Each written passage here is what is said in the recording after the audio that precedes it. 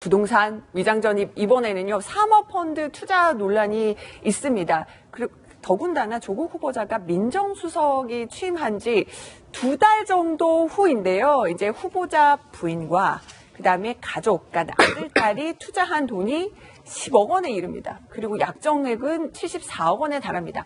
일단요, 저희가 이제 뭐 그래픽 보면서 설명을 드리는데, 저 김영주 의원님한테 이거 갑자기 여쭙고 싶어요.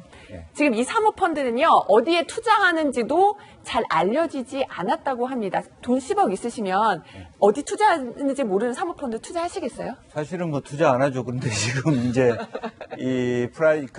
GP가 누구냐에 따라서 다를 수가 있는데, GP요? 코링크, 즉 투자 펀드 운영자가 처음에 세 개의 펀드를 했는데 제일 먼저 한 게 레드 블루코 투자를 했는데 이미 2년간에 30% 이상의 수익을 올렸어요. 네. 예. 그리고 이제 그때 기본적으로 사모펀드가 10%에서 20%에 비하면 굉장히 높은 수익을 올렸단 말이에요. 지금 현재 조국 수석이 갖고 있는 그 펀드는 블루화밸류는 지금 안정적 투자를 위해서 만든 펀드다. 100억대 규모고. 이 회사가 세 개의 그린 또 환경까지를 갖고 있는데 이제 그런 의미에서 이렇게 이 투자자 회사 말하자면 펀드 매니저들이 얼마나 역량이 있느냐의 측면을 하나 있고요. 또 기본적으로는 블라인드 펀드라고 하는 것은 투자자나 투자 대상을 정하지 않고 있기 때문에 블라인드 펀드. 예, 코링크라고 하는 그 회사 지금 현재 회사의 말하자면 대표의 실력에 대해서 이 사람이 이제 조국 수석 개인의 어떤 신뢰 관계라든지 이 사람이 내 돈을 안정되게 굴릴 수 있다라고 하는 어떤 그런 어떤 그 서너 명의 지금 펀드 매니저가 속해 있다라고. 근데 뭐 계속 뭐 대표나 있는데. 뭐 구성원들도 바뀐다고 하고요. 지금 뭐 조직 인원은 3명밖에 안 된다고 하고요.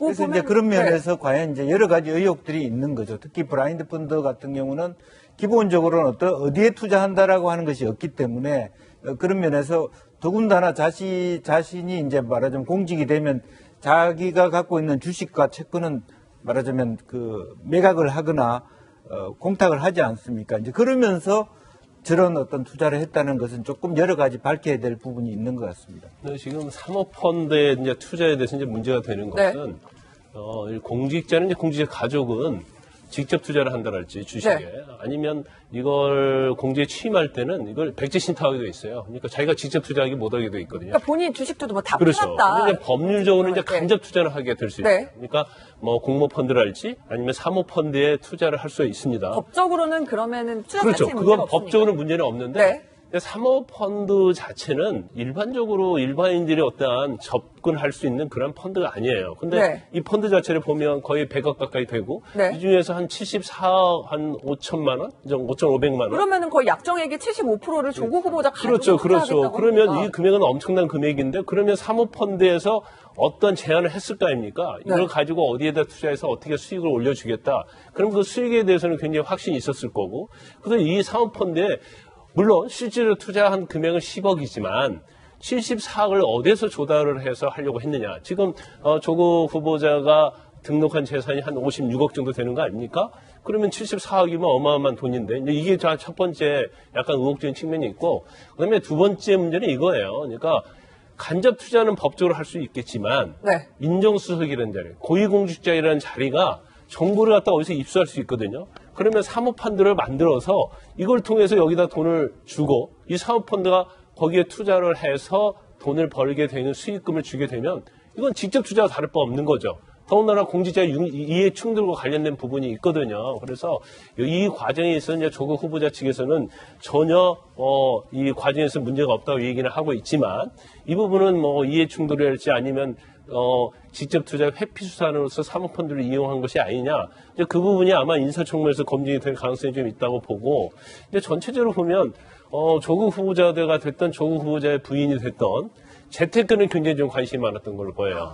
그래서 보면 이제 송파에 있는 아파트도 1999년도에 이제 경매를 통해서 아파트를 구입을 했거든요. 그래서 뭐 재테크에 관심 있는 건 우리가 비난할 수는 없지만 이 공직자가 되고 난 다음에는 어떠한 고유 정보랄지 아니면 공직자의 어떤 지위를 이용해서 어떤 정보가 있었을 때 이걸 가지고 재테크를 하는 건 이제 문제가 될 수 있기 때문에 사모펀드와 관련해서는 야당에서 이 부분에 대해서도 상당히 혹독한 검증이 있을 것이다 이렇게 예측해 볼 수 있습니다. 지금 김희정 의원님이 하실 말씀이 많아 보입니다. 예, 제 생각에 일단 국회에서는 이 사모펀드 대표자를 증인이나 참고인으로 좀 채택을 해서 국민들에게 좀 속 시원히 얘기할 수 있도록 해주는 게 좋지 않을까라는 생각이 들어요. 왜냐면 첫 번째는 일단 이 회사가 2016년에 신생 회사인데 그동안에 확실한 투자 경험이 없는 회사인데도 소위 최고위직에 있는 민정수석이 자기 재산을 넘어서는 거를 몰빵 투자할 정도로 무슨 관계가 있었을까라는 거에 국민들이 관심이 있는 거거든요. 그런데 그 회사가 어떤지 지금 기자들이 취재를 들어갔습니다.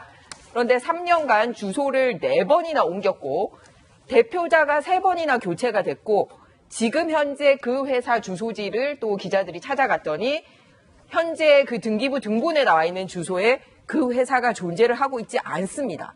그러니까 도대체 우리나라 최고의 정보를 가지고 계신 민정수석의 자리에 있으면서 이 회사에 뭐를 믿고 이렇게 자기 재산을 상회하는 투자를 하겠다고 결심을 했을까라는 것도 이제 궁금해지죠. 왜냐하면 금융 관련된 것도 당연히 이 적법하게 이루어지는지도 사실 민정수석이나 법무부의 일이기도 하거든요. 그리고 두 번째는 또 그 자기가 이 해명을 하는 과정에 있어서 내가 지금까지 10억 정도 투자만 했지 다 투자를 할 이유도 없고 뭐 안 해도 상관없다라고 얘기를 하는 거에 법무부 장관으로서의 무책임함을 엿볼 수 있습니다. 왜냐하면 법무부 장관이 다루는 여러 가지 주요 법 중에 하나가 민법상의 재산법도 굉장히 중요한 법이거든요. 그러면은 민간과 민간이 말로 한 구조계약이 아니라 계약서를 명확하게 작성해가지고 어떤 식으로 돈 투자하겠다라는 데 대한 이 그 문서에 대해서도 이 정도로 종이 조각 취급하는 사람인가라는 생각이 드는 거예요. 그렇다면 과연 그런 거를 계약 관계를 다루고 이런 거에 대해서 증명을 해줘야 되고 하는 법무부 장관으로서 얼마만큼 국민들이 신뢰할 수 있을까라는, 그러니까 자기 해명 속에서 법무부 장관으로서 옳지 못한 대답을 하지 않았나라는 생각이 들고요. 네. 또 하나는 역시 민정수석으로서 아무 투자도 안 해야 되지만 공모펀드도 아니고 사모펀드, 즉 완전히 사적으로 개인적 관계에 의해서 투자를 했는데 그 투자 금액의 100% 중에 74%를 조국 수석에게 의존했다.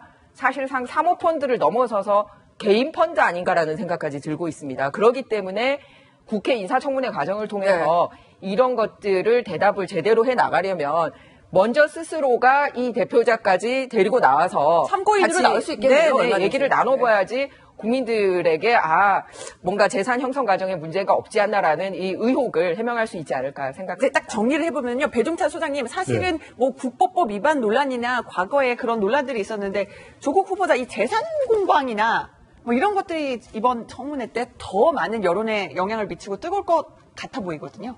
영향을 미치겠죠. 역대급 청문회가 될 텐데. 근데 지금 나오는 이야기는 어법조 이런 이야기가 나옵니다. 어법조. 어법조는 뭔가요? 어차피 법무부 장관은 조국이다. 네.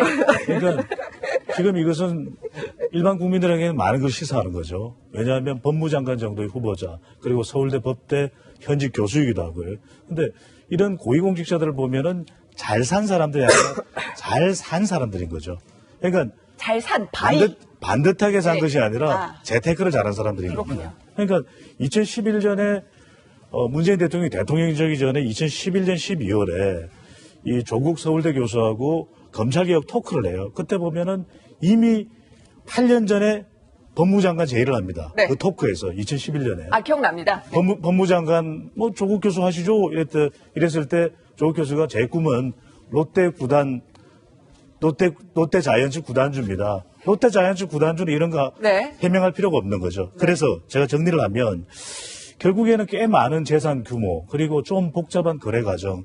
저는 이 부동산 거래 과정이 시험 문제 나오면 저는 틀릴 것 같아요. 네. 모를 것 같습니다. 그러니까 이제 중요한 것은 여론은 찬반이 팽팽하거든요. 과연 조국 수석이 해명하지 못하고도 지명될 가능성은 저는 개인적으로 높아 보입니다. 네. 하지만 이건 앞으로 이 조국 교수가 대선에 나간다면 털고는 반드시 가야 되는 거죠. 대선에 나간다면. 근데 어쨌든 어법조다라고 관측을 해주셨는데, 네. 앞으로 어떻게 될지 좀 지켜보도록 하겠습니다.